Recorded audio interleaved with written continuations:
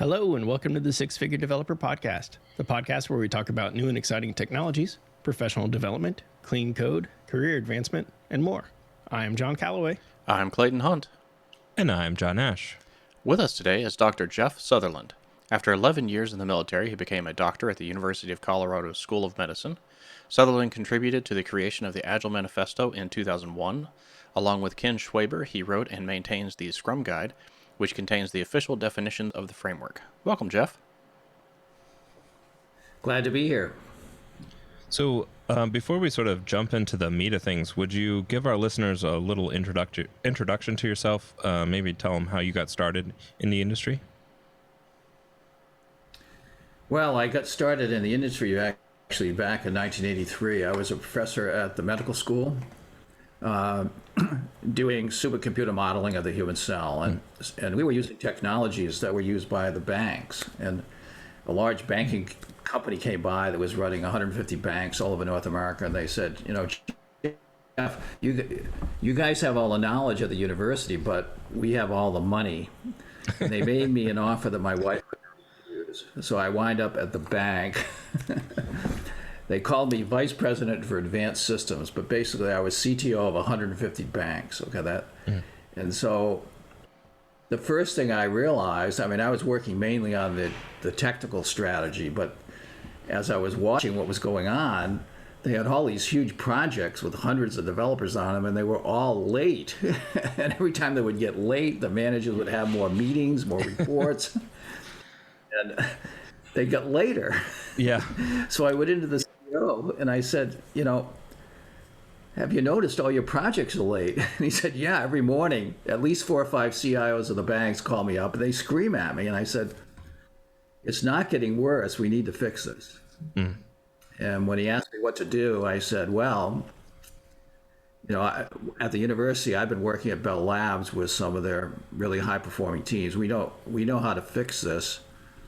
We can't fix the whole bank at once, but we need to take a business unit. Let's take the worst business unit, the one that's losing the most money. Let's break them into small teams, 5 or 6 people.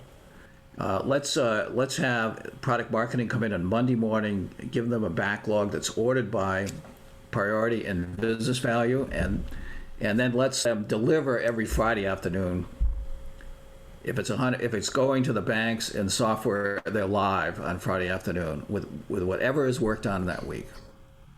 And I said, to do that, I need everybody. I need anybody that touches the system, sales, marketing, support, installation, any software guys. It's going to be one company, small teams, delivering every week. And he said, it's not going to be a lot of fun like working. He said, look, the bag needs to be fixed. So he said, okay, you got it. And that was the beginning of what today we call Scrum at scale. And it took prototype. It took 10 years of tuning up that prototype until in 1993, we formalized it as Scrum at a company called Easel Corporation in Burlington, Massachusetts. So Scrum has a really long history. Yeah, it seems like a lot of software teams have adopted Scrum as the way to be agile. Do you think is that rooted in that history, or is that what are the reasons that you think teams might gravitate towards Scrum? Well, in the early days at Easel, of course, we were building software products. So as we formalized Scrum, it was designed for software teams. And then as I got Ken Schwaber involved to take a look at it, Ken was the CEO of a project management company that sold traditional waterfall methodologies. And I brought Ken in. I said, look, Ken, I want you to look at Scrum because it actually works. And that traditional project management that you're selling doesn't work. You should sell Scrum. And so, I was running a software company or part of a software company. Ken was running a software company. And so as we got together and formalized it for the market, it was directed towards software developers. And actually, it was some years before the Agile Manifesto was written, 2001. Of course, Scrum started in 1993. Ken and I formalized it for the industry in 95. And we had 6 years of rolling it out before the Agile Manifesto meeting. But at that time, when Ken and I decided to formalize Scrum, Scrum had in it all the engineering practices that became known as extreme programming. But Ken felt, we should. Kent Beck, the founder of Extreme Programming, was asking me for everything on Scrum. He was telling us he was building a process. He didn't want to reinvent anything. And so we decided to let Kent take the engineering practices in software, and Scrum would focus on the team process itself. And so during that time, I think Kent published his first book around 1997. During that time, Kent was rolling out Extreme Programming. We were rolling out Scrum. And so we got together in the Agile Manifesto meeting. These were the only two processes that were actually widely deployed with hundreds of teams. But Extreme Programming, I think, had thousands of teams at the time, many more than Scrum. They were the biggest process in 2001. What happened, though, after the Agile Manifesto meeting is that Scrum is really useful if you have a lot of teams. It scales. And so as Agile started to become a big thing, Scrum started to explode. And it's extremely effective if it's done well.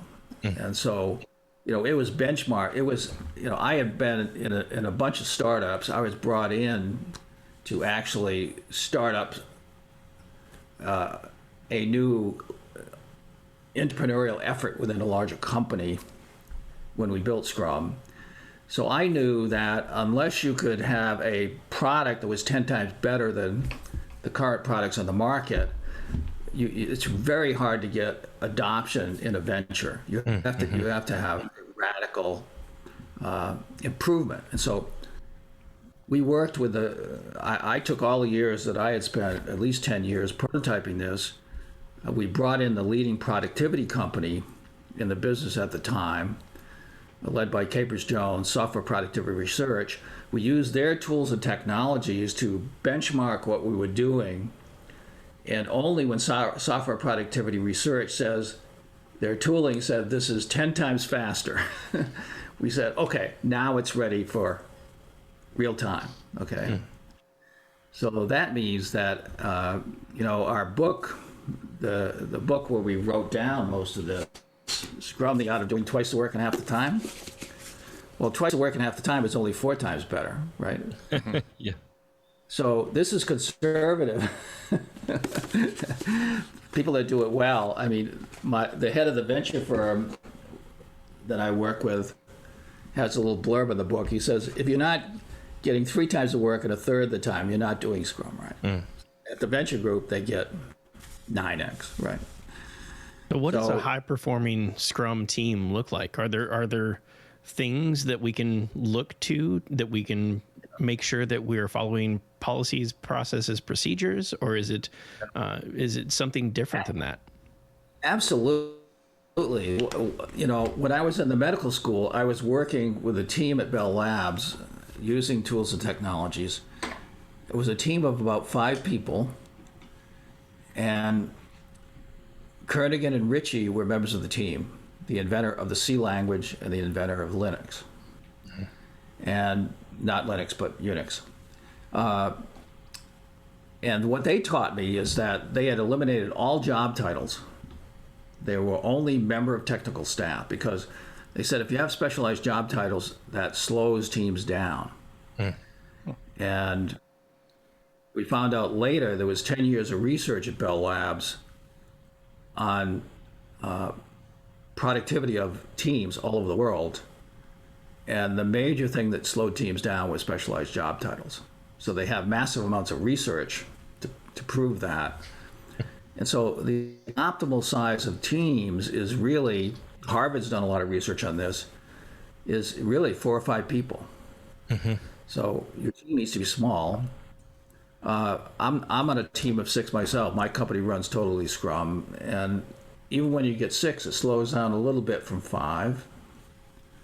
When you get 7, it slows down more. When you get 8, it's really hard in a daily meeting to get everybody to have a chance to talk. So the team needs to be small. Second, they need to really understand what they're doing. They need to have a plan and they need to be committed as a team to execute on that plan. And so we spent many years writing books on patterns. And one of the most important patterns that you see in a team for high performance is a pattern, what we call ready backlog. The things that need to be done are small, they're clear, the team understands it. And if you get that backlog in good shape, the team will automatically double speed. Yeah. We have extensive research showing that phenomenon, okay? So the team needs to be small. There's extensive data showing that if a team of 6 takes a year to do a project, and you add 4 people to the team, so you have a team of 10, they will take a year and a half. So my stand-up this morning with 17 people, not good? Yes, and that means they're going to be really, really slow, and it's going to be really painful because those meetings tend to degenerate into problem solving for a small, for a few people in those 17, and most of the rest of the people are not interested. So the meeting tends to go on forever. Or they become useless, right? Because cut that at a minimum into 3 teams. Now, as soon as you do that, you're going to have to deal with coordinating across teams. But you will immediately start getting more done, like right away in the first sprint, if you have 3 teams. Now, is this the sum of the 3 teams will be more than the 17? I guarantee it. right? I'm totally with you. Does the team include everybody that's involved from concept to delivery, or anybody that has to talk in a daily meeting? Okay. And the idea, in Scrum at Scale, which is, people ask me to write down, there's a lot of scaling frameworks, but the leadership at Intel came to me at one point and said, we've tried these scaling frameworks and the productivity per team slows down as you add more teams. Mm-hmm. That's a problem for us. You need to write down how to do this. So when you add more teams, if you double the teams, you double the production. So I wrote down how to do that. It's called Scrum at Scale. Mm-hmm. And we have a guide for that, just like for Scrum. And so those 3 teams need to run like a Scrum at Scale. But this is one of the things that has really differentiated Scrum from many other practices. It's designed to scale. It's kind of, if you set it up right, it's small teams formed into a network with nodes, and the network can grow as big as you want. And in fact, pretty much the internet is run by Scrum teams, right? Mm-hmm. And there's no limit to the number of teams. So earlier you had said that Scrum in 1993 contained pretty much all of the XP practices, but when Kent Beck was putting together XP, you said, okay, we'll let you have the what essentially became like the dev practices, and we'll do everything else, and that'll be Scrum. So in several years later, now in 2021, if Scrum was originally all of the business management, requirements gathering, and all that stuff, and the XP practices, should it still be something akin to that? If it's software, yes. The highest performing teams have always been Scrum with extreme programming inside.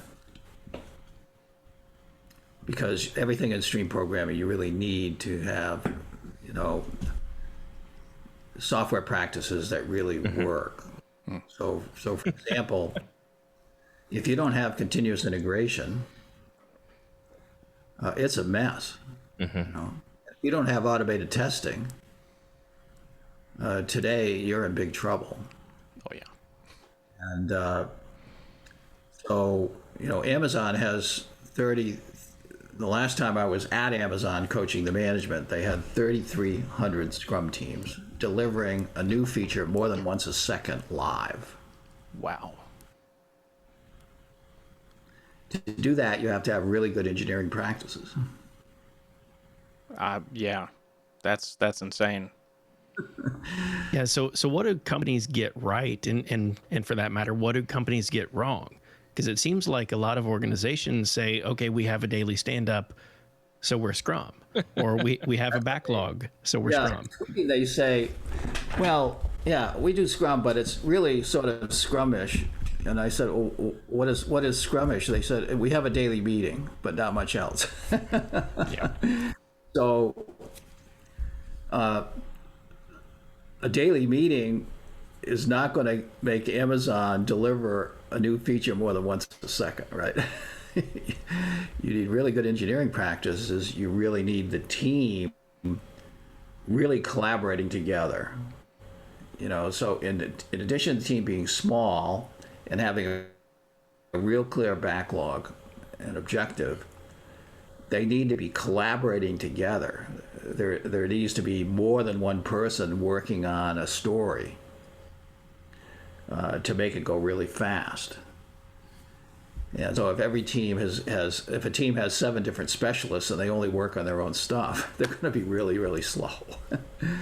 So they need to be swarming together.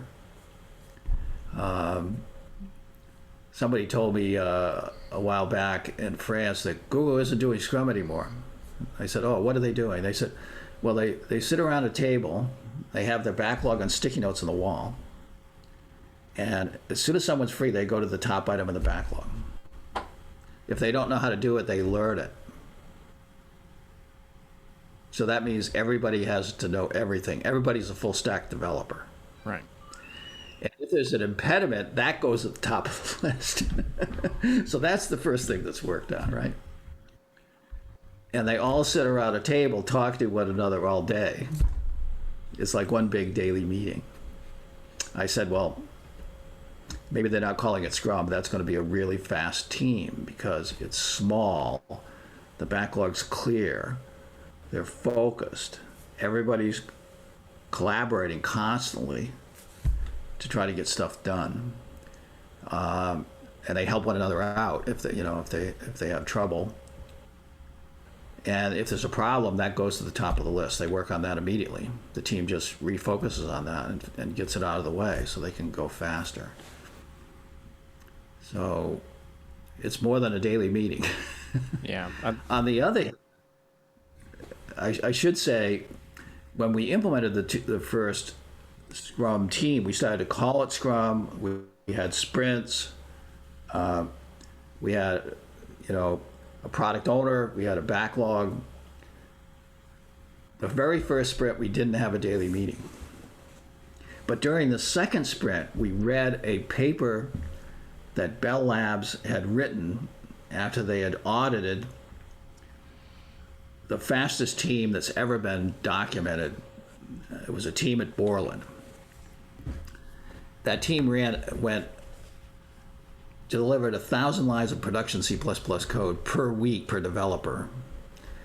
And we had good data on Microsoft where it took a developer a year to deliver 1,000 lines of C++ per developer. So this team was 50 times faster. And we did a detailed analysis of, okay, what is it?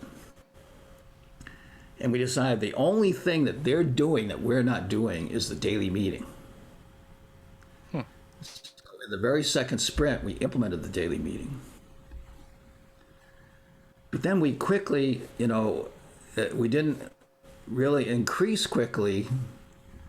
So we said we must not be doing it right. We should get an immediate dramatic improvement if it's working. And so we started watching. The team liked rugby videos, and there's this rugby video of the All Blacks New Zealand team that Adidas made. And so we started playing that video over and over and say, okay, what are these guys doing in rugby that we're not doing as a software team? And that started to change the tone of the meeting. All of a sudden, somebody would say, I was working on this and I'm not done. And somebody else would say, why? And well, I got stuck here. And somebody else would say, well, I can jump in. We can work together and get that fixed within an hour. So instead of taking a week, it's going to get done within the hour, fully tested. And then the team would get this really dynamic discussion of who's going to do what, how it's going to happen, how they're going to work together. We came into the third sprint, and they took what we call yesterday's weather, the amount of work they did in the second sprint, into the third sprint. Our sprints were a month long, and they were done with everything on day 4. So they went over 5 times faster immediately because of the daily meeting. So that is the power of a daily meeting, but it only works when the team is really small. It's really intense, and people are working together like a rugby team, right? Yeah, it can't just be a status report. Right. The status report is the death of a team. It's really deadly. Yeah, and that kind of leads us into 2020, 2021. A lot of companies went remote. They really needed to figure out a way to continue to be productive and not lose as much productivity by not being in the office. A lot of organizations thrived. A lot of organizations suffered. A lot of organizations have in the past and during that situation attempted agile transformations. Do you have any knowledge or any insight into how many of these companies, how many of these organizations were successful in an agile transformation, or how many struggled? The latest surveys show that 53% of agile transformations do not meet the expectations of the management. And the MIT Business School has done an analysis of those and found that 67% of those that don't meet expectations, the company goes out of business. They either go bankrupt or they get acquired. So yeah, there's a lot of failure. And there's 2 major reasons for that. One of them is the Scrum itself, because the industry data also shows that while Scrum is much more successful than traditional project management, the failure rate is very high. 50% of Scrum teams can't deliver on it. They're late, they're over budget. This is Agile teams in general, which the survey show about 77% of them are Scrum. So Agile is mostly Scrum. But Agile teams, 50% of them are late, over budget. They're Agile in name only. And 8% of them fail to deliver anything. So there's a 58% failure rate of Scrum teams. So it's not surprising that there would be a 53% failure rate of Agile transformations, right? But in addition to the Scrum problem, in an Agile transformation, you have a leadership problem. And Professor Carter, who's the change expert at Harvard, written many, many books. In his book, Accelerate, he goes through the Agile transformation business, and he said he's never seen a long-term successful Agile transformation with waterfall traditional leadership leading the Agile piece of the company. So if you don't have Agile management, the failure rate's 100%. That's sad. So these 2 things, bad Scrum and the lack of Agile management, cause a very high failure rate, and particularly during COVID. In 2019, it used to be nice to be Agile. In 2020, if you weren't Agile, you're likely to go bankrupt. So, yeah, in 2020, the stock price of Agile companies that are really good at this, the stock prices are going to the moon. We've seen, I mean, obviously Amazon's stock price is going to the sky, right? I mean, COVID was a bonanza for Amazon, but most people don't know that one of the biggest agricultural hardware companies building tractors in the world, their stock price went up more than Amazon. Because they were implementing Scrum at scale. And they knew how to do this. One of the most amazing things about Scrum, I could never have anticipated this, but in 2007, we wrote the first paper that showed you could have a globally distributed set of Scrum teams. This paper, we had half of them in Russia, the other half in Canada and the United States. And when you double the number of teams, production more than doubled. We had super linear scaling.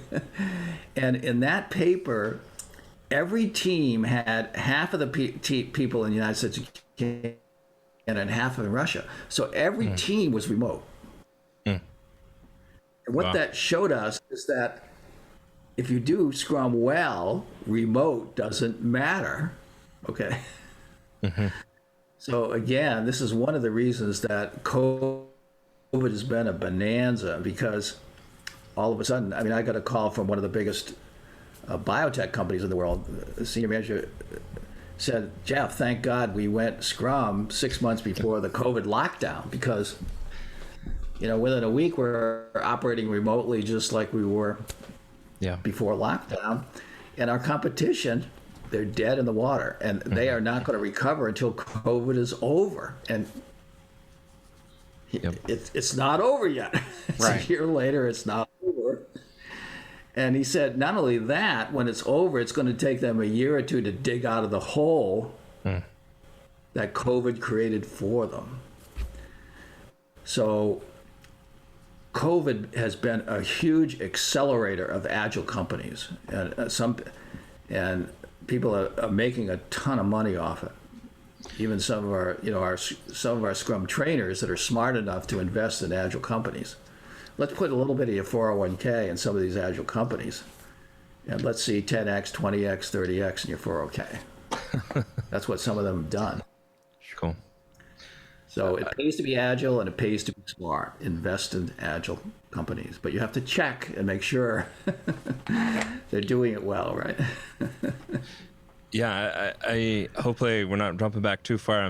This has all been really fantastic. One of the things you mentioned about really needing to have in order to have the successful transformation was agile management, and that is something, it's a terminology and a concept I'm not entirely familiar with. Could you unpack that a little bit further for us?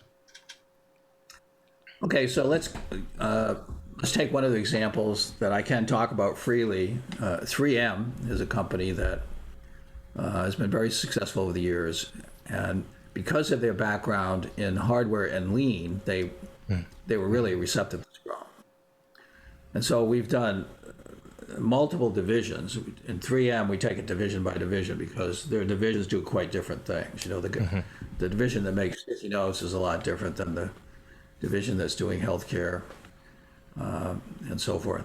So one example, we go into the traffic safety division. They're building smart roads. And their problem was 3M had a product development lifecycle document where it took 2 years to build a new product. But their competition was coming out with 2 new products every quarter. So the traffic and safety division's revenue stream was declining. They were losing business. And at 3M, that's a real problem because they sell divisions that start losing revenue. They don't keep them around. So they had to do something. So they said, okay, they were not the first division we took, but I think they were maybe the second or third. So we said, okay, what we need to do is we need to start with the leadership, and we need a leadership team that's running as a Scrum.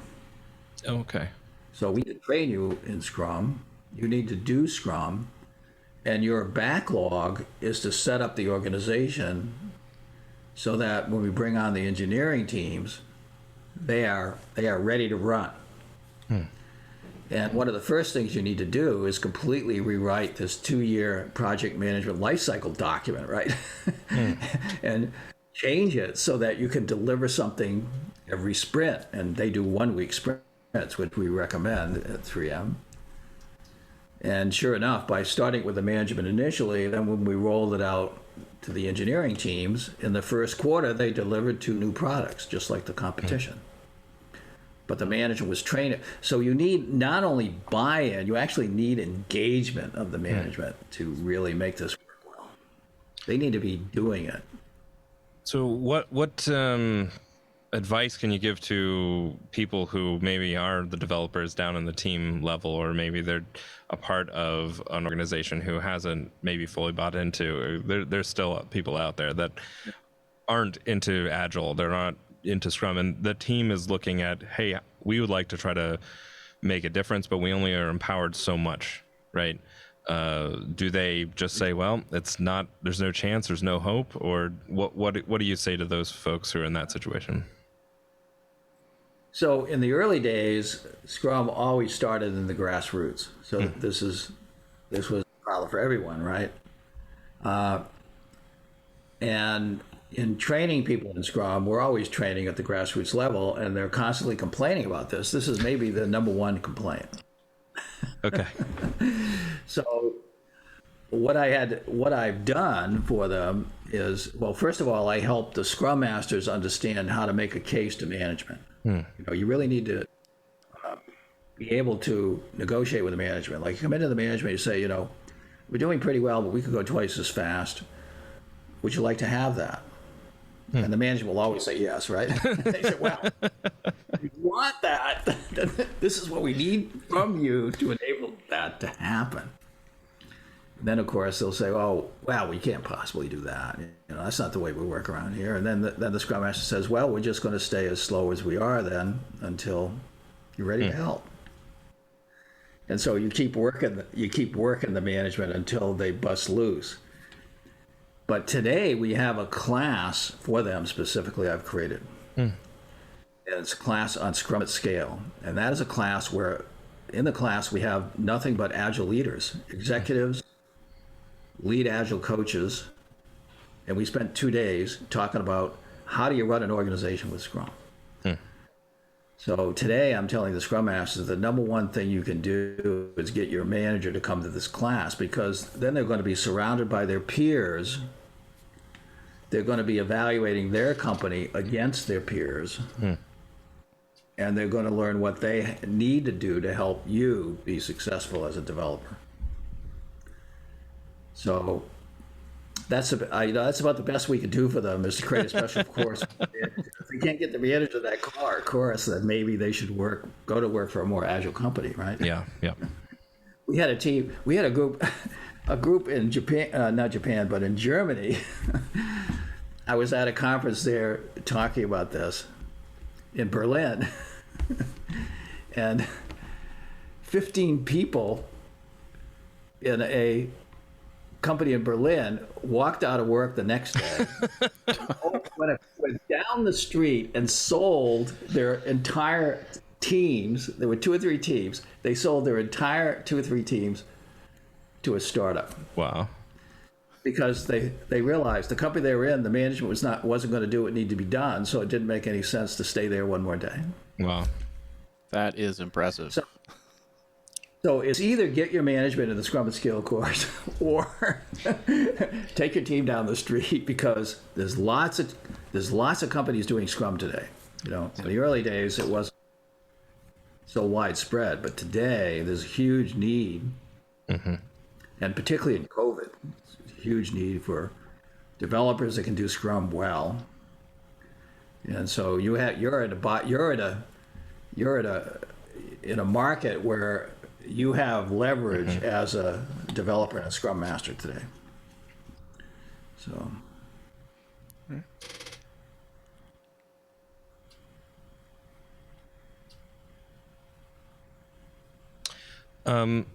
You sort of mentioned a little bit there, but what resources might you kind of point people to for our listeners who maybe are trying to get started in Scrum, and they don't maybe, or they're just trying to improve their teams in general? Well, I think, we have people from many different companies, including Apple, regularly in our classes. And in one of the classes, a former Apple employee said, "Jeff, do you know why Apple always meets its dates?" And I said, "No, why? How come? How do they always meet their dates?" And she said, "They do Scrum by the book." And I said, "What book?" She said, "The red book. Scrum, the art of doing twice the work." Now, Apple is the most valuable company in the world. And one of the major reasons is that because they do Scrum by this book. So I would strongly recommend you start there. And in the book, it will talk about not only what Scrum is and how it works, but it will talk about the way teams need to work together to be high performing. Okay. And to do that, there's a set of patterns that you need to see within the teams. And I spent 10 years with the Scrum Patterns Group writing a book with Jim Copeland on patterns that help Scrum teams work better. And there's a small set of patterns that we call the high productive patterns. They're the ones that make teams really fast. And so people need to learn those if they really want to do it well. But there are many people around the world that have just, I remember a CEO in Kenya doing green energy startups in Kenya picked up that book. And he got his teams doing Scrum. And he came to New York. He was I think a Ford Foundation fellow or something. So he was in New York and he came into one of my classes I was running in New York. He said, he brought a set of slides showing how his teams are all doing 3 times the work at a third the time. He had no training. All he did was he read the book. So people can start up from that book. They can start up and run a company, never even having heard about Scrum before, and be very successful.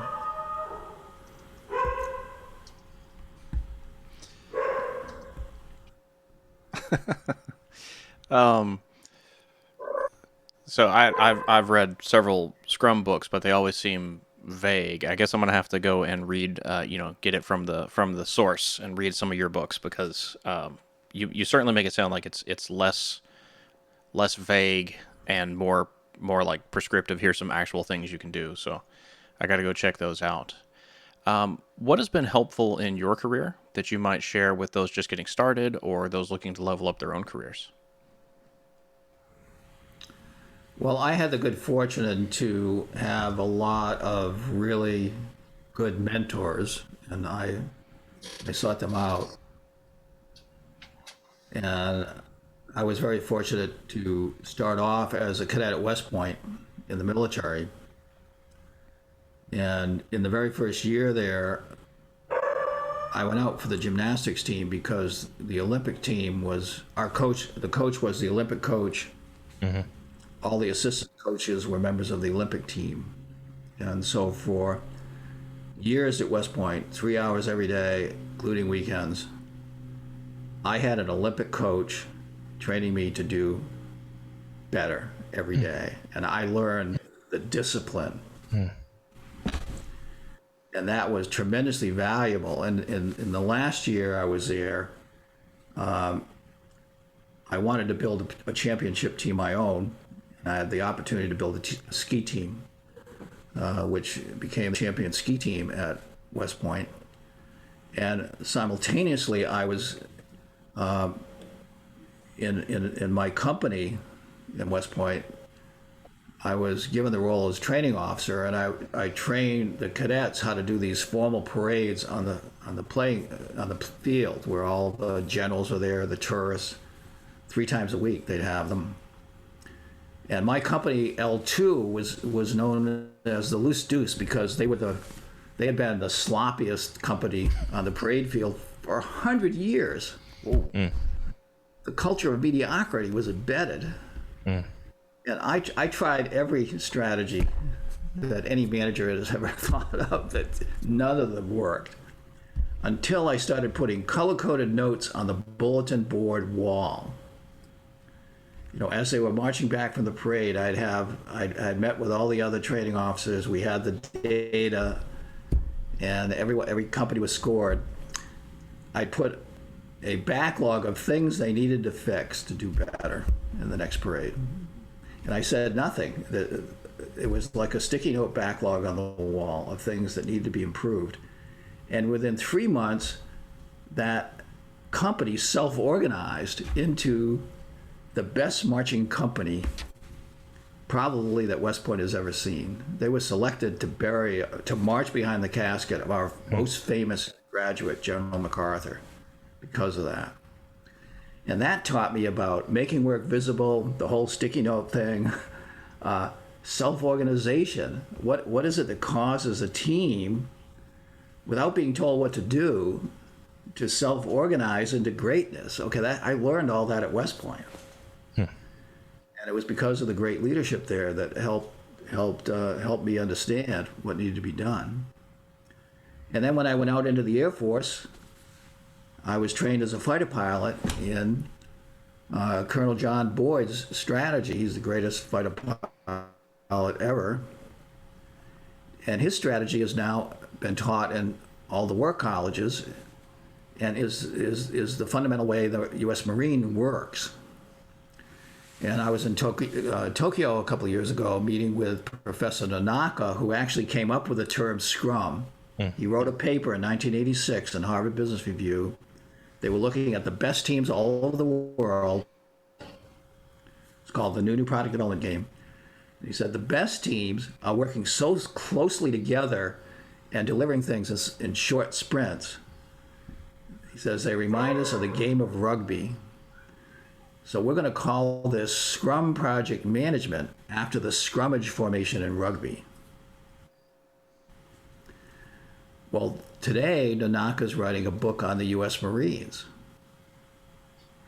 And what he tells me is that John Boyd's strategy that he taught to the Marines is more important today to Toyota and other Japanese companies than the whole lean training with the plan, do, check, act cycle, which Scrum has in it. Wow.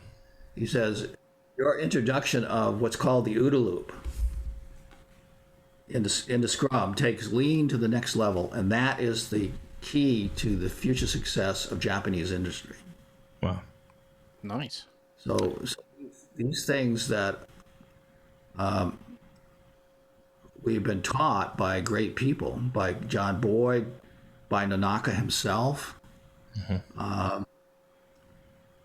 they're embedded with Scrum. You know, I tell people, you know, I didn't make this up. Great people told me what to do, and I followed. Awesome.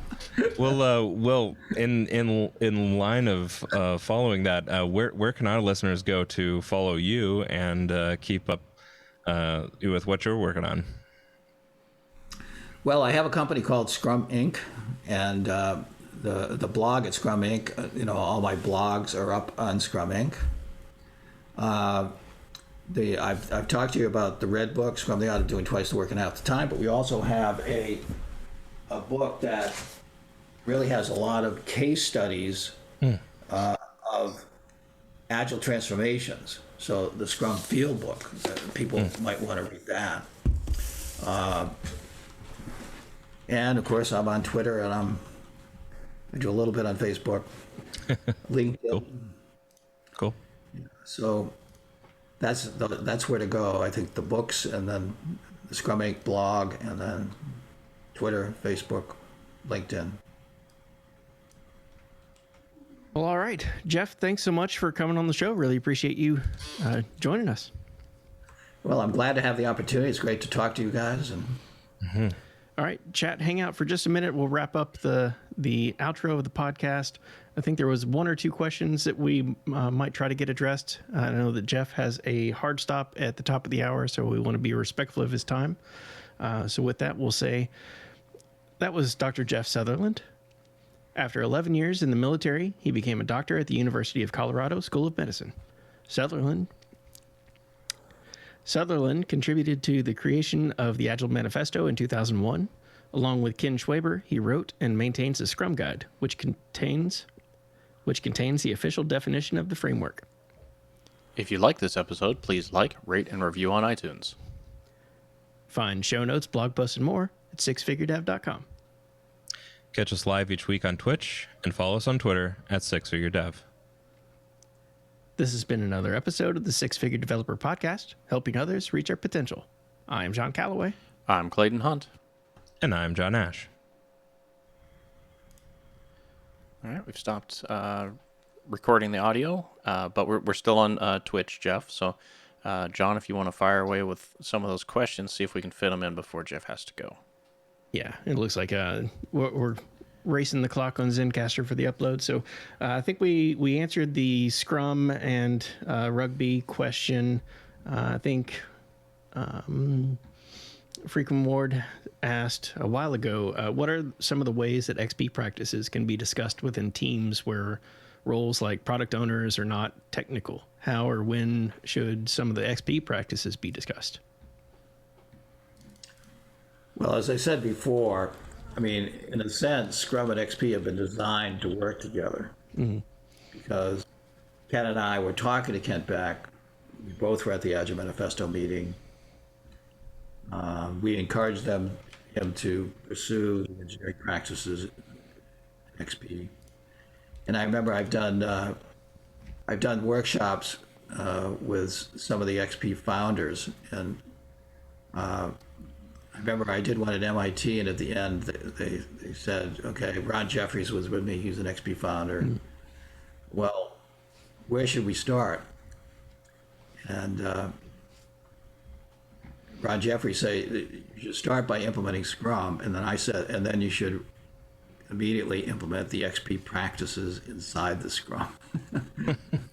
That's what's going to make it work really well. And today, if you have to compete with, Amazon, Microsoft, they can deliver every day, multiple times a day, mm-hmm. Because their engineering practices, it's all Scrum, but the engineering is totally automated. Testing, deployment, it's all completely automated. Mm-hmm. Today we call that DevOps. Mm-hmm. Because there are tools that actually facilitate doing that. You don't have to build your own tools anymore. That's critical to compete. So if you're a software company and you have to compete, it's not just Amazon and Microsoft. There are many other companies that can deliver every day or more often. You need to up your skill level and your engineering practices so that you can do it too. Jeff, if you don't mind, we've got maybe one more question. Wolf Turn on Twitch asks, says they've recently switched careers and started learning software development. At what point should they be learning Scrum? Can it help perfecting the career or speed up of learning, rather? Well, as soon as you actually do any software development, you're in the early days, one person could actually build a product, but those days are long gone. Okay, so to create a software product today, you're going to be not only on a team, but there's probably going to be multiple teams. And so to be most effective, you need to learn Scrum right away. I remember I was working with Hewlett-Packard some years ago, and they had said, okay, we're building our own Agile practice. They'd been at it for 2 years. And I could see what they'd done to try to improve. And I said, if you keep doing this, you're probably going to get to Scrum in 10 years. But you could implement Scrum today and save 8 years. Okay. So that's what I would recommend for people starting off. Don't wait 10 years to figure it out. Read the book today and implement it. If it's good enough for Apple, it's probably good enough for you. All right. Well, this has been great. Jeff, really appreciate you taking the time to speak with us. We know you've got a hard stop and want to be respectful of that. Chat, be sure to look for the episode all cleaned up in your podcast players in the next two to 3 weeks. We'll have to check the schedule on that.